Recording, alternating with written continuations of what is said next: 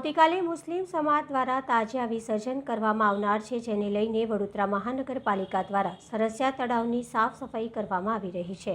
આવતીકાલે મુસ્લિમ બિરાદરો દ્વારા તાજિયાનું વિસર્જન થનાર છે, ત્યારે વડોદરા મહાનગરપાલિકા દ્વારા આજે સરસિયા તળાવની સાફ સફાઈ કરવામાં આવી રહી છે અને તળાવમાં તાજિયા વિસર્જન માટે તરાપ મૂકવામાં આવ્યા છે। ત્યારે વડોદરા મહાનગરપાલિકા દ્વારા સરસિયા તળાવની સાફ સફાઈ હાથ ધરવામાં આવી હતી। સાથે એન્જિનિયર વિભાગ અને સ્ટ્રીટ લાઇટ વિભાગ દ્વારા તળાવની કામગીરી કરવામાં આવી રહી છે। સાથે તળાવની આજુબાજુના દબાણો દૂર કરવાની કામગીરી પણ હાથ ધરવામાં આવી રહી છે।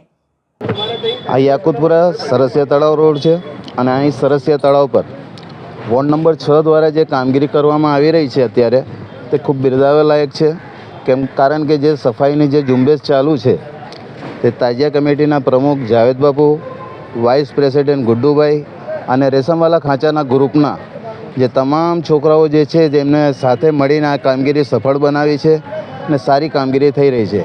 વોર્ડ નંબર 6ના જે અધિકારી છે અનિલભાઈ અને સુનિલભાઈ, તેમને ખડે પગે આ સેવા આપી છે અને અત્યારે બી એની કામગીરી સારી ચાલી રહી છે।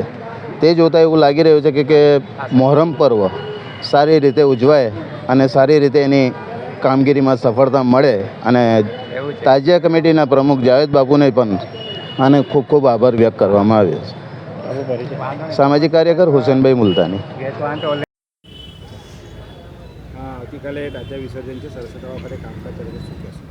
આવતીકાલે તાજિયા વિસર્જન છે, એને લઈને સિટી પોલીસ સ્ટેશન, વડોદરા શહેર પોલીસ કમિશનર સાહેબની કચેરી અને વડોદરા મ્યુનિસિપલ કોર્પોરેશનના અધિકારીઓ કર્મચારીઓ દ્વારા સઘન કામગીરી ચાલી રહી છે। ઓવારાની સાફ સફાઈ, ઓવારાનું મેન્ટેનન્સ, તરાપા મૂકવા અને આજુબાજુ જંગલ કટિંગ, દબાણો હટાવવા, સફાઈ પાવડર કરવા વગેરે સઘન કામગીરી ચાલી રહી છે।